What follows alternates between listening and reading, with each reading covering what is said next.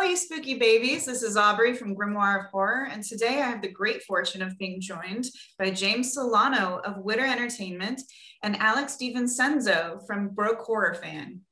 Thank you so much for being here, guys. Thanks for having us. For people who might not be familiar with your work, can you tell me a little bit about what it is that you do? Yeah, I started Broke Horror Fan, which is a website dedicated to highlighting horror movie merchandise and memorabilia in 2014. Previously, I'd written for a bunch of other horror websites, mostly covering news and reviews and that kind of stuff, which is fun. And like, there's a place for that, but there's so many other sites that do it faster, better, have a bigger audience than me. So I wanted to find my own niche. Something that, I enjoyed, something that was personal to me, but that wasn't, necessarily covered by all those other sites out there. So I landed on doing merchandise because I'm a collector myself, as you can probably see just in this small frame here. And I parlayed that in 2017. We started doing VHS tapes, which I release with my friend James from Witter here. So James, why don't you tell us a little bit about Witter? I've been in a band for a long time, probably since I now can basically remember, like the year 2000 with one of my best friends called Scholar. And we always put our music out under the label Witter Entertainment. And this goes back probably, the first Witter Entertainment record release was probably 2013, I think, which Alex was involved in even then. Because Alex used to write for a site called AbsolutePunk.net, which was like, kind of like the biggest alternative music webzine at the time. So I was trying to do a lot of promotion for the Scholar stuff, reached out to them. Alex was who responded, and it's all kind of blossomed from there. But we brought him out here to record a documentary about us recording our first record called Choose Adventure back in like 2012, 2013. And we've just been connected in this kind of stuff ever since. We both have big horror backgrounds. I've been into it since I can remember, since I was 5 years old, probably. Small town USA, mom and pop video store kind of thing. Lax parents with the entertainment choices. So that's kind of how Witter started. And when he wanted to merchandise stuff, I thought it was a great idea because I like the name and I love horror. So marrying those two together in something unique was really our goal from the start of it. So that's kind of how Witter started and how we're still around. Wow, that's awesome. It's nice to make those connections through music and then branch into something else you like, which is horror. Yeah. So what is it that draws you to horror? I think what initially started it, at least for me, was kind of the thrill of the hunt, the excitement of being scared. I think that's probably what draws a lot of kids to it, a lot of younger people. And then you're chasing that dragon, so to speak. Usually, one of those first movies you see really leaves a lasting impression on you, and you always kind of want to find that scare again. And I think now, even all these years later, I'm still looking for that scare. I still get excited when something, gives me a little startle. Less and less frequently these days, but there's still some things that get me. What was your first scare? The first thing that ever scared me, the first footage I ever saw from any horror movie was like a clip of Leprechaun on TV. And it might have even been Leprechaun 2. I forget, whichever one he kills somebody with a pogo stick.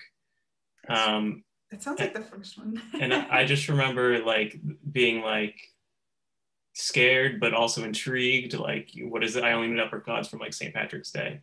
And then I rented the Child's Play movies, which also, again, now, I mean, I love them. They're campy and fun, but at the time, it was just the first 3 of them existed at the time. Those scared me. And then Scream came out shortly after that, and that was kind of like my gateway to be like, oh, this can be fun and scary. Although at the time, again, mostly just scared me. But then I got a little older and understood the fun of it.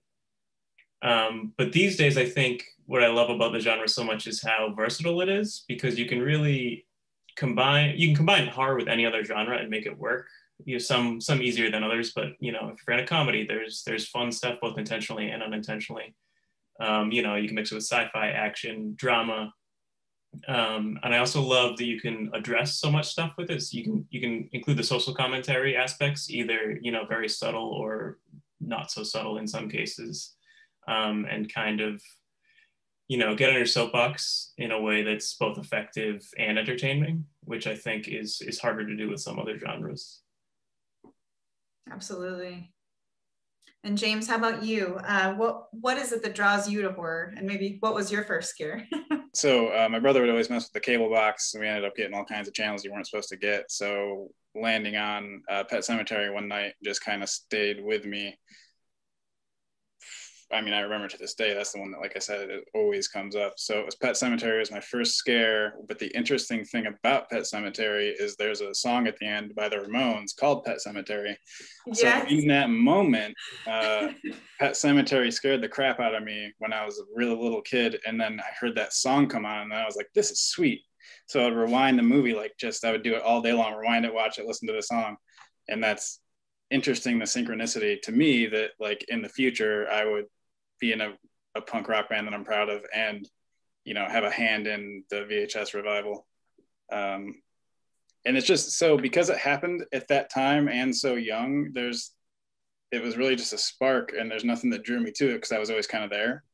But I agree with honestly everything Alex said and much more eloquently than me in terms of what horror means under the umbrella and to the people that, make it and support it, and this whole culture that's really accepting, and the thing about horror about experiencing stress and relieving all this dark stuff in a fun and entertaining way that's more healthy. I think really is why it has been such a big genre and probably one of the biggest genres that's ever existed. I think that's a good point you bring up about the community. That's definitely something that keeps me coming back, especially in the social media age. There's like subsets of, like horror Twitter, for example. It's like this community of people who just love to talk about horror. And it's the same going to a convention when that's something that you can do again safely. They are a very, in general, welcoming, fun loving bunch of people who are just there to, they'll support each other, they'll build each other up. If you're making a movie, you'll find a million hands willing to help.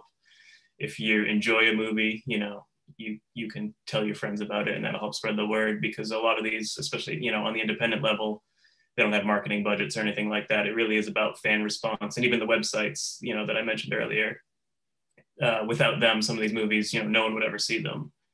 So I really think the horror community is a very important aspect. It wouldn't be the genre it is without it. You don't see romantic comedy conventions or anything like that, although maybe. But I think the excitement of the fan base is something you rarely see in other fan bases.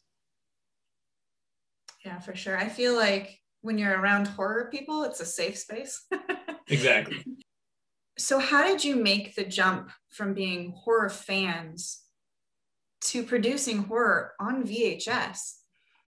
Well, when we were chatting one day, Alex and I often have our Skype sessions, and we had brought up merchandising Broke Horror Fan as a brand name.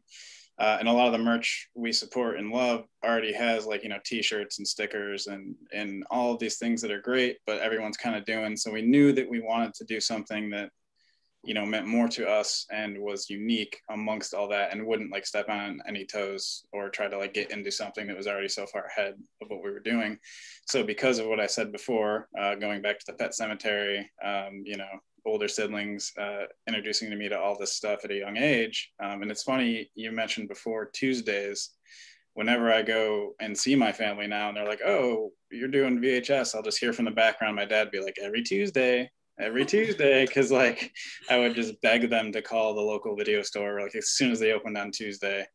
And the one I remember most is Freddy's Dead, which the tickets they would have in the front of the tapes. Our store did tickets.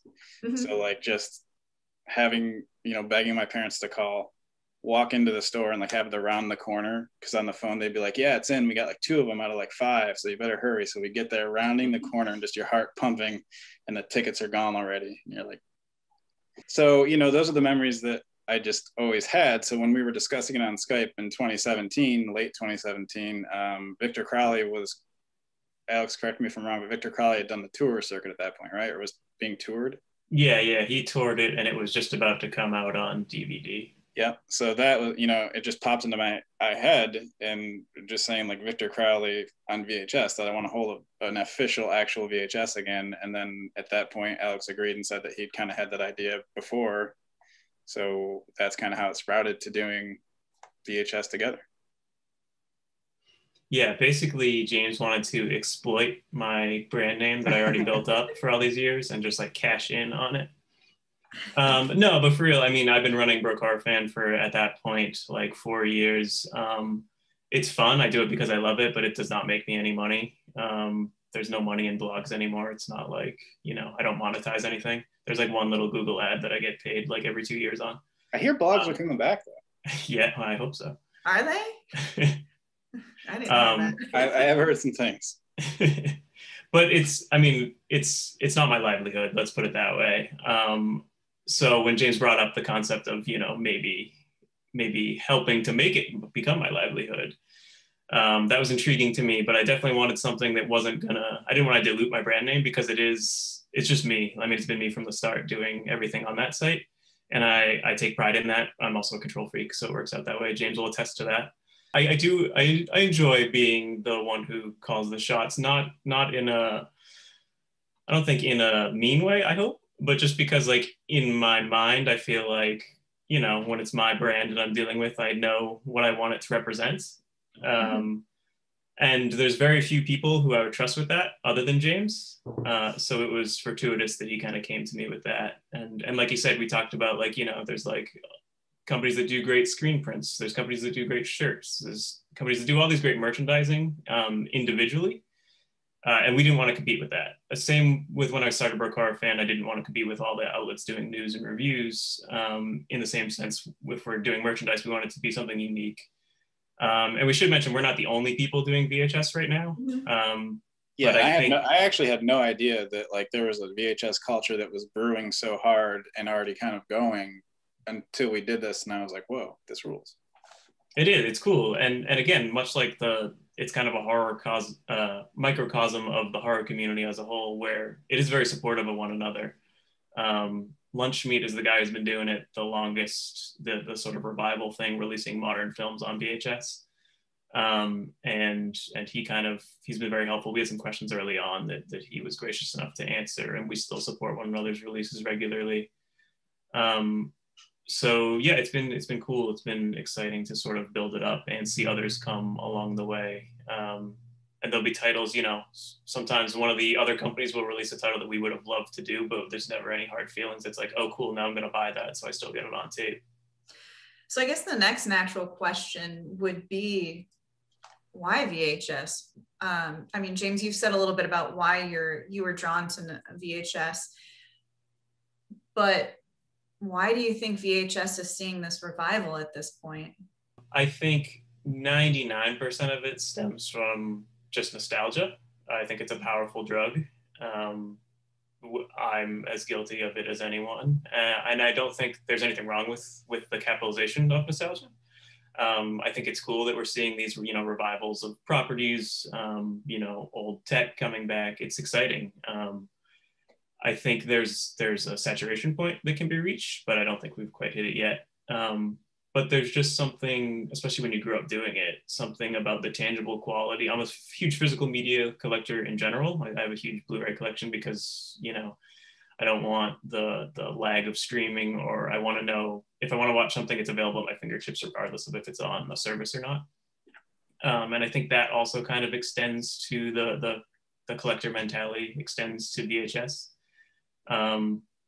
mixed in with that nostalgia, because you get the big artwork, it's bigger than a Blu-ray case, especially we do the clamshell cases. So you get this nice big artwork. You get the tangible, you can hold it in your hands. It'll remember where you left off if you didn't rewind it last time. And there's something, I mean, no one's going to argue that it's the best presentation to watch a film, the best way to watch a new movie. In fact, some might argue it's the worst way, because it does have, static and pops and crackles and stuff like that. But at the same time, there's something comforting about it, I think, if you grew up with that, because I don't know, it's almost like a good home cooked meal. It just feels, it's very fulfilling, it's satisfying. It kind of scratches that itch. And when we're looking at titles to acquire, we definitely consider, like, does this make sense for VHS? Like, we're not just doing it because it's a new movie that we like, or, you know, that we think is going to sell well. We also want to make sure it makes sense with the nostalgic aspect. So we gear a lot towards basically filmmakers who grew up in the VHS era, and that has been informing their filmmaking.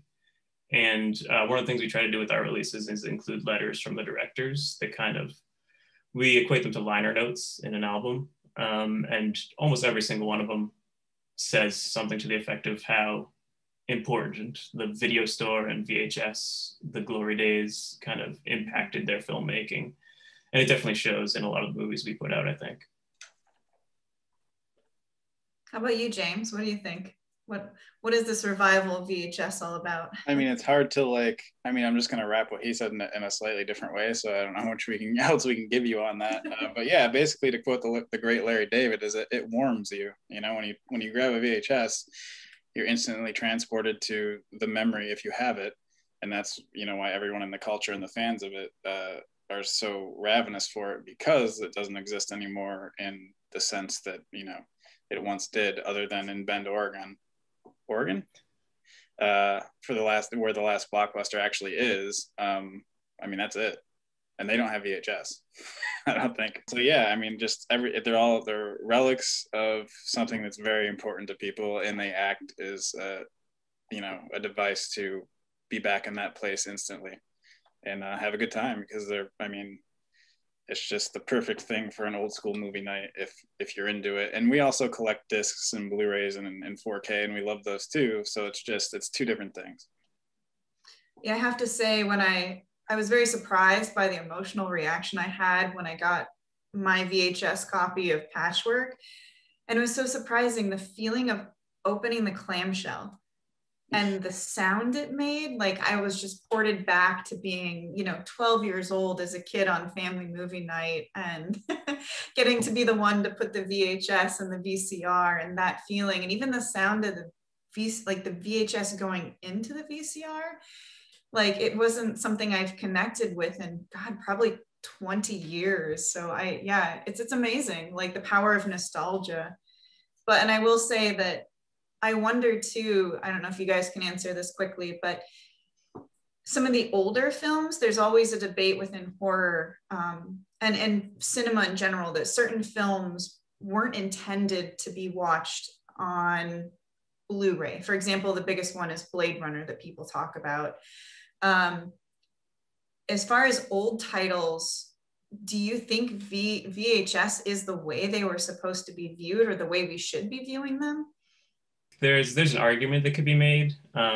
As a pseudo filmmaker myself, I would argue that I would want the best quality presentation for my movie with a VHS option, because I think it's fun.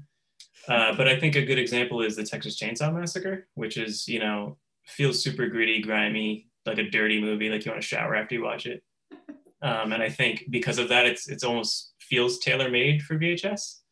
But they restored it, you know, maybe 5 years ago for the, whatever it was, 40th anniversary on Blu-ray, and it looks incredible. Like, it's crystal clear, but it still has a lot of grain. It has the texture to it, so it still feels gritty. And I think there is a balance that you can strike between the two. So you can have HD, you know, a beautiful, newly remastered presentation, and still keep the inherent grit to it. And I think that's a balance you have to strike, because some other companies, they'll put a bunch of like digital noise reduction, and everyone will kind of look like they're made out of wax. And that's just not the way to go. Obviously, we don't have that issue when it comes to VHS, because it is so low resolution, but there's also charms to that. It hides a lot of the seams, particularly when we're talking about horror, low budget stuff. You know, if you didn't have particularly good makeup effects, or you had something, you know, a creature that required wires, you could hide a lot of that in the low resolution. So I think there's argument to be made on both sides. Obviously, I love VHS, you know, but my go-to way to watch a new movie will be Blu-ray first, and then if I like it, I'll pop in the VHS if it exists. Do you have any thoughts on that, James? My only thought is I'm quite sure all the filmmakers of those films would just say theatrical is how they're meant to be seen. And that's, yeah. So I think that's, you know, like that's like, so they're just like theatrical, and then they were just pissed about everything after that. Especially because a lot of times distributors would just like take their movies and squish them down or do stuff with mats they didn't maybe approve or want them to do for home video. So I think all the filmmakers are probably going to be like, you know, with Alex on the whole best presentation possible is how it should be seen, and probably promoted. But I also agree that VHS is a great time and that's how I watch most of my movies. So, but that's also like horror films and maybe comedies and stuff. You know, a nice action movie, I'm probably gonna go for the 4K or sci-fi. So what was it like approaching distributors and asking them to release their titles on VHS? And what was their reaction? It's been an interesting ride. As you can imagine, a lot of people are not expecting to even hear the word VHS, let alone think people are going to buy it in 2021.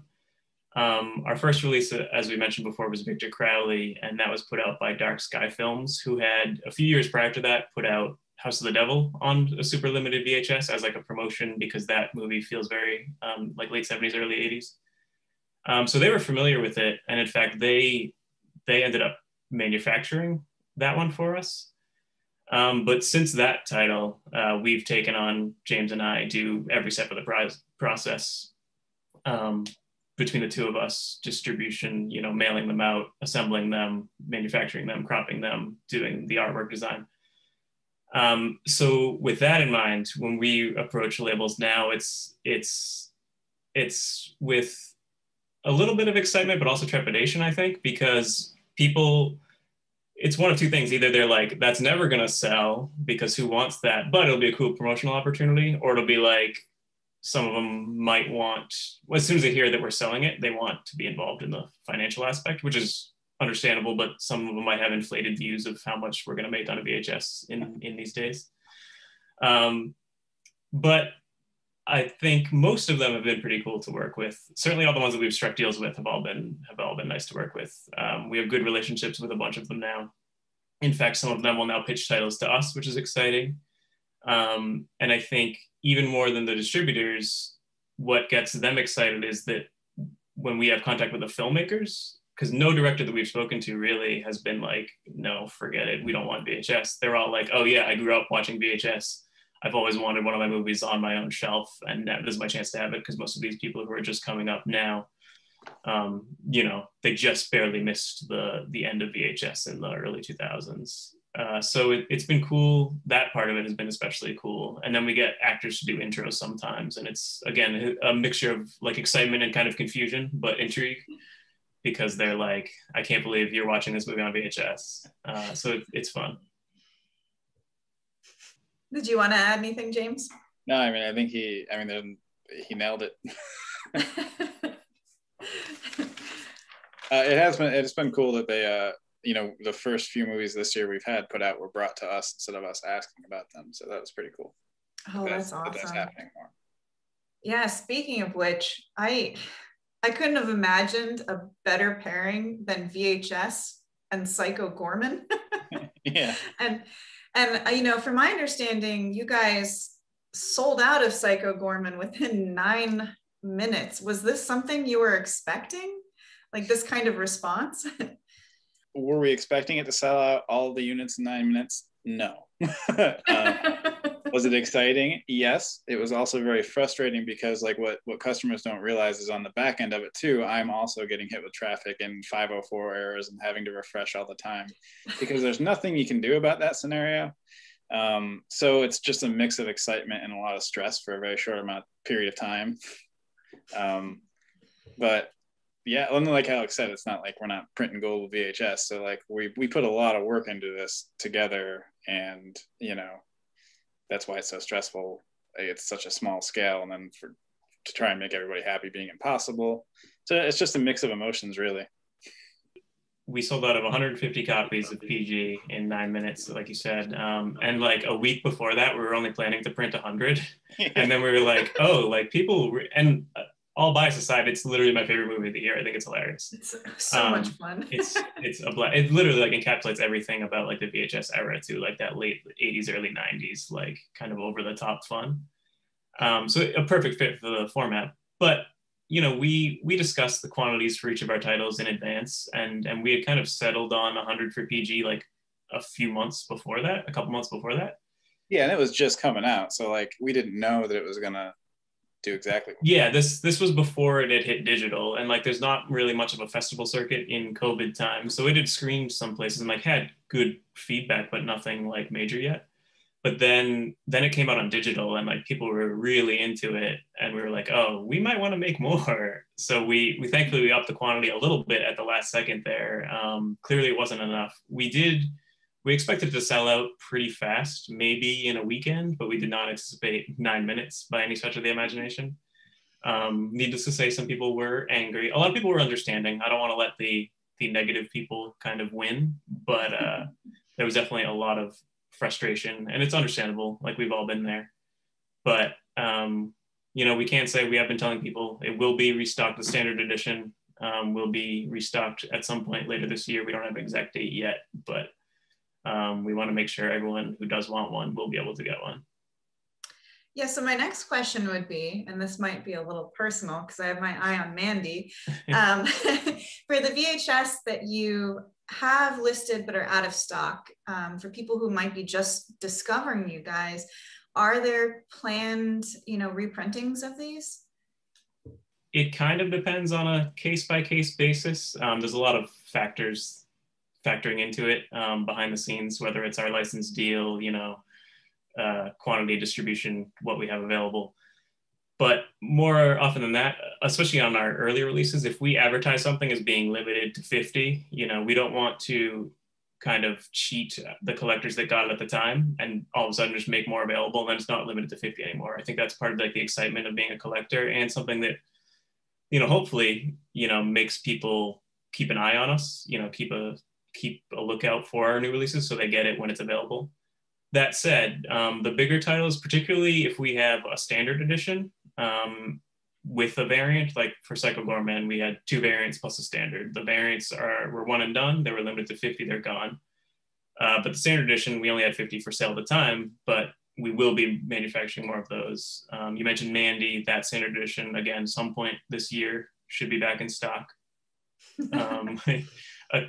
At least one other older title we're kind of reinventing, let's say. It won't be a reissue of the existing version, but it will be available again. I can't say the title yet, unfortunately, but there is hope.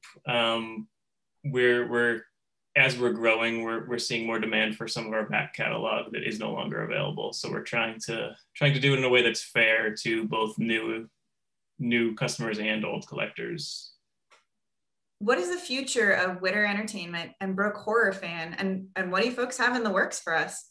Well, for Witter Entertainment, we're going to keep going with VHS, trying to do as many unique and popular titles that we can get on that for a format.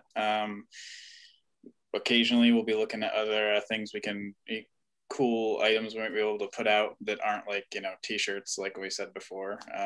What they will be remains to be seen. So got a lot of cool ideas there. We're putting out Willy's Wonderland next week on VHS, which seems like it's going to be another a popular one. So people that want to get it might want to set their alarms. And Alex mentioned earlier in the conversation that he fancies himself a pseudo filmmaker, I think he said, but he actually does he makes films, so he's a filmmaker. And we kind of are a writing team as well. So when we have some time etched out to do that, we'll probably get into that and try to, write a new short or do some more content related things to roll out in the future. Oh, and conventions. We're going to probably hit up conventions we can when they open up and it's safe. And we have some thoughts on that too, but we'll see how it all shakes out with COVID and everything. Yeah, so close. We're so close, it feels. Yeah, it feels. Yeah. How about you, Alex? What's in the future for Broke Horror Fan? Broke Horror Fan, the plan is just to kind of keep on keeping on. I've been doing this for several years now and kind of just adapting with the times, really just posting whatever I think is cool, whatever I would buy if I had unlimited funds. And that's cool. There's so much now more than ever, so much cool horror merchandise coming out. You know, both official means by like big companies, by small companies, you know, some bootleg stuff. There's just a lot of cool stuff on all fronts, you know, toys, t-shirts, posters, records, like everything. Mm-hmm. So it's exciting kind of seeing it all blossom. And I can't wait to get back to conventions. James mentioned that we did our first one together as a vendor shortly before everything went down with COVID. And that was awesome, kind of to meet people face to face who, you know, visit our website or, you know, buy our tapes. That was a really fun experience, just plus to just be in the environment. Like I would have been there as a person attending it anyway. So to also get to hawk our tapes and talk horror with people was just an absolute joy. We have been working on the rest of our 2021 calendar. We have some really exciting titles, nothing we can say right now. I'm trying to think of what I can cryptically hint without giving anything away, in case the contract hasn't been signed yet. We're putting out a movie that came out a few years ago that's directed by someone we've already put out a movie directed by. And it's one people are going to be excited about. I know that's super vague, like you can't really crack that code because there's a million things that, but it's a title like we've tried for before and didn't quite get it, and now we have access to it. And we're super excited about that. That'll be coming out like early fall, probably. We'll ask about it. I can say that. Yeah, that's true. We've had requests for it before, which is cool. Willy's Wonderland was like another one. We already had our eye on it, but as soon as that hit VOD, we had people like asking if we were going to do it.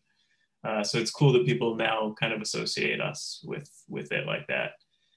So it's cool. We're always keeping an eye out between distributors we've worked with before and just the festival circuit, what other cool stuff is coming out. And yeah, like James said, we're excited to continue the VHS work as long as we can, as long as we can still find stock inventory. We use new old stock, I guess you'd call it. It's blank VHS tapes produced in the 90s, but that have been unopened. So as long as we can still find that, we're going to still put them out. And yeah, hopefully some of James and I's collaborations will be on tape as well. That's exciting. Well, I look forward to it. Thank you. Are there any other projects that you want to give a shout out to, maybe from other folks or something you're doing that's not Witter Entertainment or Broke Horror Fan? Yeah, so as I mentioned, and James, thank you for backing me up. I do make movies on occasion. In my spare time, I make a lot of short films. My newest one is called The Nurturing, and it just came out on YouTube a few weeks ago. It's hard to find because YouTube is a nightmare, but if you search The Nurturing short horror film on YouTube, you should be able to find it. 7 minutes. It has Hannah Fierman from the VHS movie. And it's about a kid an adult who goes back to his childhood bedroom and has to face the monster under his bed. It's something I'm very proud of. I think it's maybe my best work as a director so far. I've made like a dozen shorts over the last, I don't know, 8 years or so. And always continuing. I mean, it's been hard with quarantine, but I'm excited now that people are getting vaccinated to kind of get back on set, make something new.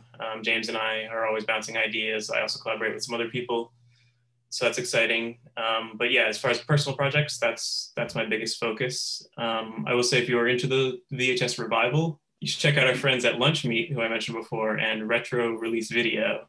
And there's a few other great ones out there too, but those are two good friends who are putting out good titles on VHS, a similar model to ours. It's just really exciting to see it blossom. And now we're seeing, you know, even indie filmmakers putting out their own movies on VHS. So it's kind of an exciting time if you're a tape head, so to speak. Tape head. How about you, James? Anything you want to give a shout out to?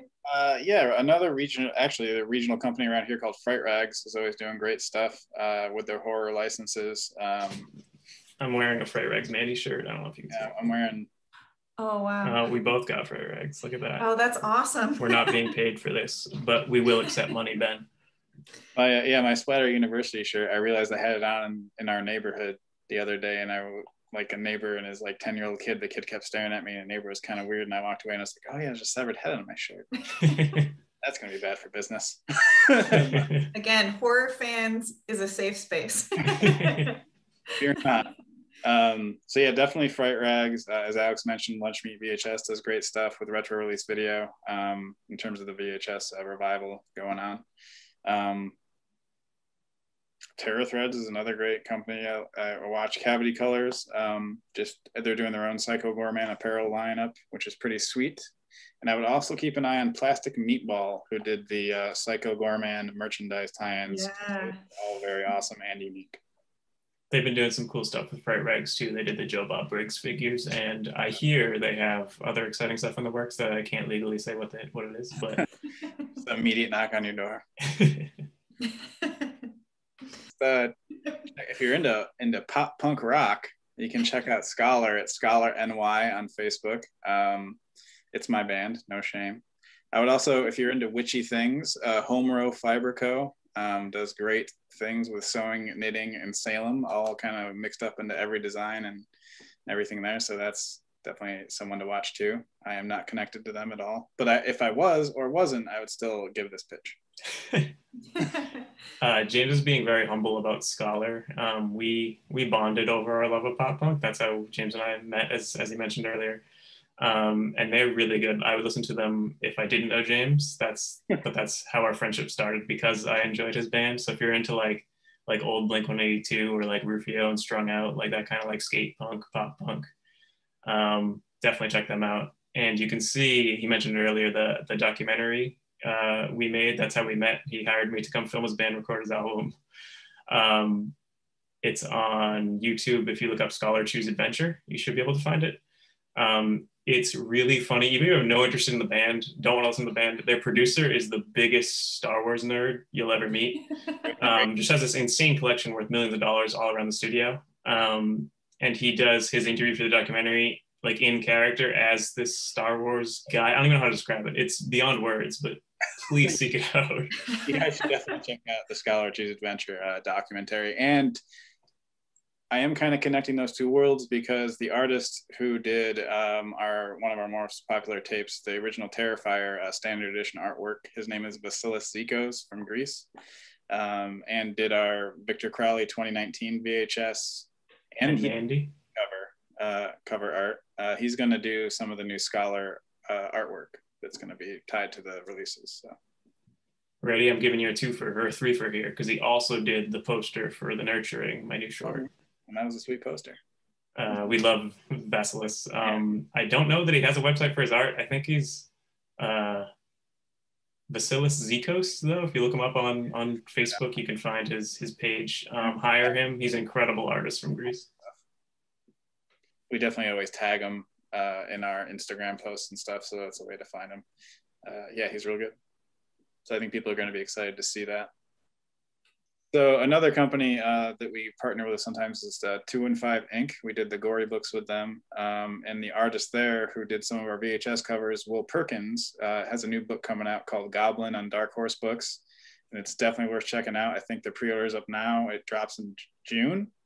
And they're heavy into the promotional cycle for that now. So I would definitely check out willperkinscomics.com and get yourself some Goblin, because it's a really great book.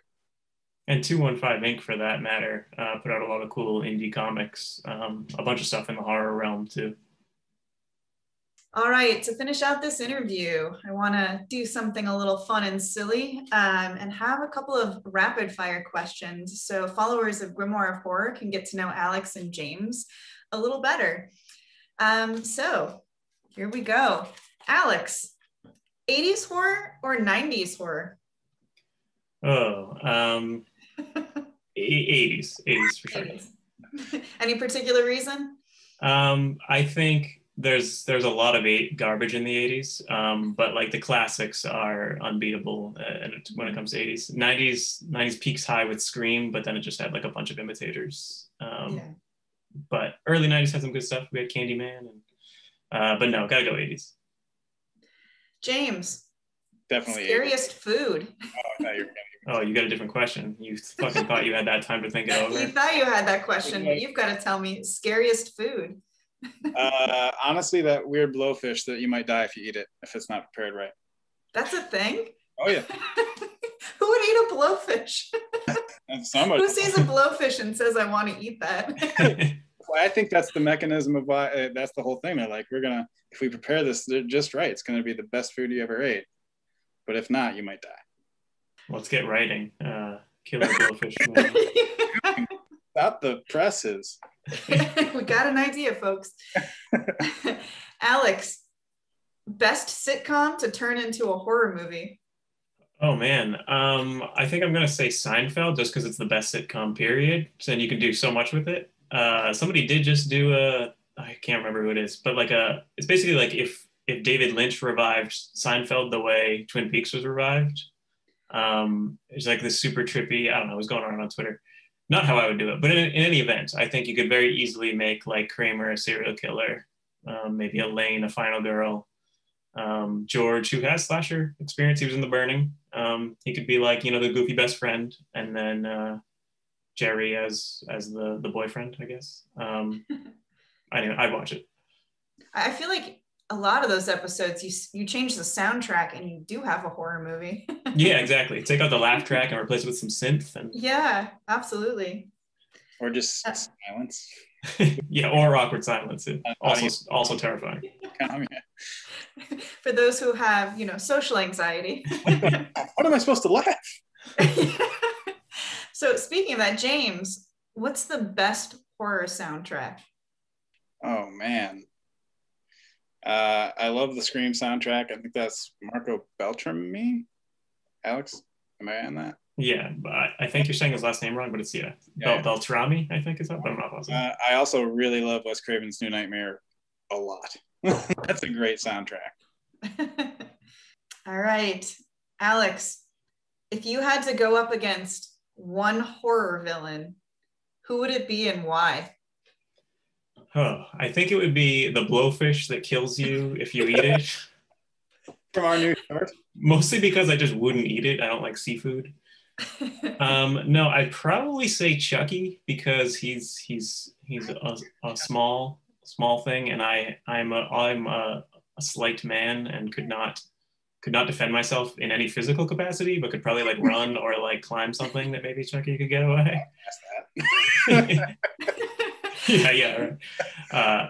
And here is my address if anyone would like to chase me. But also, I feel like I could probably use it as sort of a therapeutic thing because, like I said, Chucky did scare me when I was a kid, and this would be my chance of retribution if I could outsmart him. But also, I'd probably die. So yeah, I imagine it'd be a cathartic experience to punt his tiny little body. Exactly. He's got it coming, man. He's got it coming. No, Alex, good guy dial. So James, same question. If you had to go up against one horror villain, who would it be and why? I guess Freddy, because it would be fun to fuck with him back in my dreams, because I'm, a good lucid dreamer. So that would be fun. And I'd also probably die, but it would still be fun, Great ride on the way down. Yeah, going down hard, but it was a good time. All right, Alex, what is your dream movie to see released on VHS? Oh, It Follows. When James and I first started doing the VHS thing, we came up with like a list of like our white whales. It Follows definitely at the top for me. It's probably my favorite horror movie made past the 2000. I love it. It also encapsulates perfectly like the vibes of 80s horror. Speaking of great soundtracks, I love that soundtrack. That is at a distributor who we cannot reach because we've tried. But yet. But we're always growing. As a matter of fact, Mandy was on our early list of titles. We were like, this would be amazing if we ever got. And we did it. So there's a few others. It Follows definitely at the top, and like The Witch is shortly below that. I just scheduled a Black Phillip tattoo appointment. So oh, no way. I would be very happy for that. So James, same question. What would be your dream movie to see released on VHS? I would love to do an official Friday the 13th film on VHS, like the 2009, because obviously that was never on VHS. Yeah. And it would just be mind-blowing, I think, all around for us to do that, or obviously a Halloween series. I was just going to say, yeah, the new Halloween film would also be cool in the same way, just to kind of come full circle. Those are dreams. We've come real close to the sun, the VHS sun, or the VH sun if you want. But I won't. We don't know that anyone's going to be able to touch titles like that. But if we can, we will definitely try, and that would be my choice. All right. That's all I had, guys. Thank you so much for joining us. It's been so much fun. I think I understand a little more about VHS and why it's getting big, besides my own personal nostalgia. And I'm so excited to see what you guys come out with in the future. Thank you again so much, guys, for joining us. I really appreciated it. It's been a blast. Yeah, thank you for having us.